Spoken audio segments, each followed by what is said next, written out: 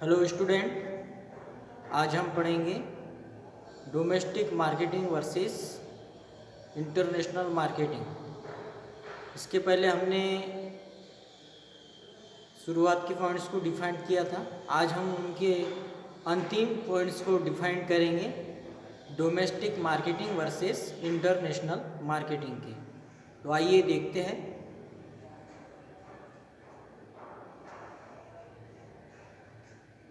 Limited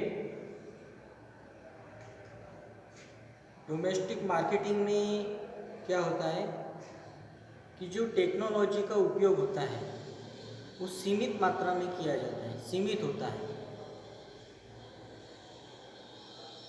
यानी कहने का तात्पर्य है कि हम डोमेस्टिक मार्केटिंग कर रहे हैं तो हमें पता है कि यहाँ पे टेक्नोलॉजी का उपयोग कितना करना है और कितना नहीं करना है।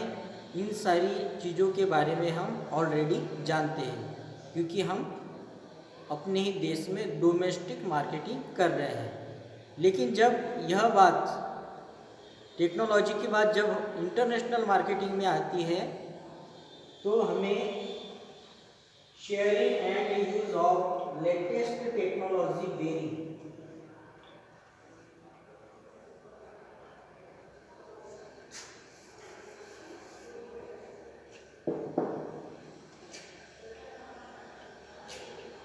Sharing and use of latest technology.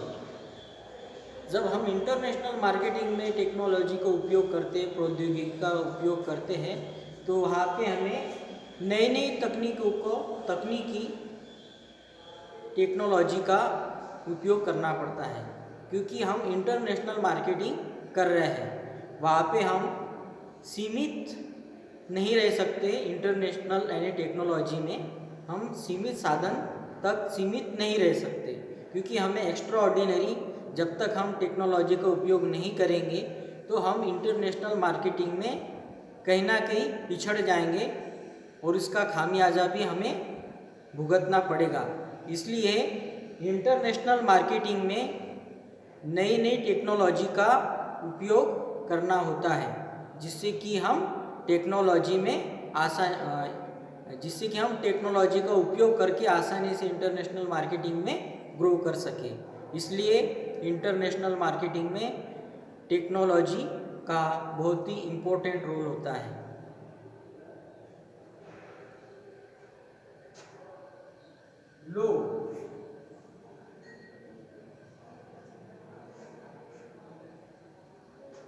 लो यानी कम। जब हम डोमेस्टिक मार्केटिंग करते हैं तो यहाँ रिस्क जो फैक्टर होता है, जोखिम, यहाँ कम होता है। डोमेस्टिक मार्केटिंग में रिस्क फैक्टर कम होता है।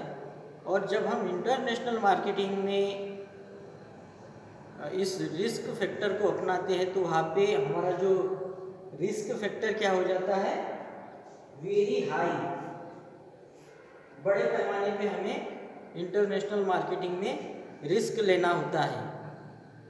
रिस्क में मान लीजिए लॉजिस्टिक, वहाँ की गवर्नमेंट, रूल रेगुलेशन, कल्चर, वहाँ का एटमॉस्फेयर, क्लाइमेट्स, ये सारी चीज़ों का रिस्क हमें इंटरनेशनल मार्केटिंग में लेना होता है और लिया जाता है। अगर हम इन रिस्क को फॉलो नहीं करेंगे तो हम इंटरनेशनल मार्केटिंग में अपना स्थान बनाने में कामयाब नहीं हो सकते। तो हमें इंटरनेशनल मार्केटिंग में ज़्यादा से ज़्यादा रिस्क लेनी होती है, तब जाके हम इंटरनेशनल मार्केटिंग में अपना अच्छा मुकाम हासिल कर पाते हैं, अन्यथा यह पॉसिबल नहीं है। और जो ज़्यादा से ज़्यादा इंटरनेशनल मार्केटिंग में रिस्क को अप्रोच करेगा, उसको फेस करेगा, वो इंटरनेशनल मार्केटिंग में ज़्यादा से ज़्यादा क्या होगा कि ग्रो करेगा। इसलिए इंटरनेशनल मार्केटिंग में रिस्क फैक्टर भी बहुत इम्पोर्टेंट रोल अदा करता है। थर्ड है लेस।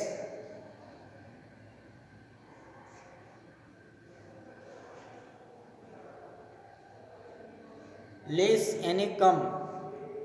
डोमेस्टिक मार्केटिंग में पूंजी का व्यय रेवेन्यू हमें कम लगता है। जो हम डोमेस्टिक मार्केटिंग करते हैं तो उसमें पूंजी का जो इन्वेस्टमेंट होता है वह कम लगता है। और जब हम इंटरनेशनल मार्केटिंग में पूंजी का व्यय करते हैं तो वहाँ पे क्या हो जाता है कि यानी बड़े पैमाने पे पूंजी का व्यय करना पड़ता है, क्योंकि हम एक्सपोर्ट करने का काम कर रहे हैं, हमारे प्रोडक्ट और सेवाओं को लोगों तक पहुंचाने का काम कर रहे हैं। अपने ही देश में रह के दूसरे देश में अपनी सेवाओं और वस्तुओं को पहुंचाने का काम कर रहे हैं, इसलिए हमें वहाँ क्या होगा कि रेवेन्यू ज़्यादा लगेगा और हमें वहाँ के जो करेंसी है और जो भी इन्वेस्टमेंट रेवेन्यू इन्वेस्टमेंट रिलेटेड जो भी फैक्टर्स है उन सारी चीज़ों में इन्वेस्ट करने के लिए हमें क्या लगेगा, ज़्यादा रेवेन्यू लगेगा, इन्वेस्टमेंट हमारा कैपिटल का ज़्यादा होगा। तो इंटरनेशनल मार्केटिंग में कैपिटल इन्वेस्टमेंट का भी बहुत बड़ा रोल होता है और इसमें रेवेन्यू ज़्यादा लगता ही है और लगाना पड़ता ही है।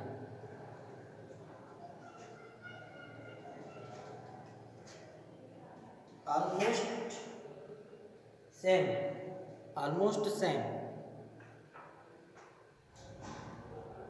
डोमेस्टिक मार्केटिंग में ज़्यादातर हम कस्टमर के व्यवहार, उनके लिविंग स्टैंडर्ड, उनके विचारों, उनकी इच्छाओं, उनकी आवश्यकताओं और अनेक कस्टमर से रिलेटेड जो भी उनकी संवेदनाएं, भावनाएं होती है, उन सारी चीज़ों को हम आसानी से जानते हैं, उन सारी चीज़ों के ऊपर हम आसानी से स्टडी कर लिए होते हैं, क्योंकि हम डोमेस्टिक मार्केटिंग कर रहे हैं, हम हमारे देश में ही मार्केटिंग कर रहे हैं, तो हम हमारे देश के कस्टमर या यूजर्स के लिविंग स्टैंडर्ड, उनकी आवश्यकताओं, विचारों, उनको क्या रिक्वायरमेंट होती है सर्विस से संबंधित, ये सारी चीज़ें हमें ऑलरेडी ज्ञात होती है।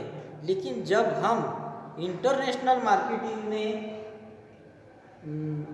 प्रवेश करते हैं तो यहाँ पे क्या होता है कि variation in customers taste and preference. जब हम इंटरनेशनल मार्केटिंग में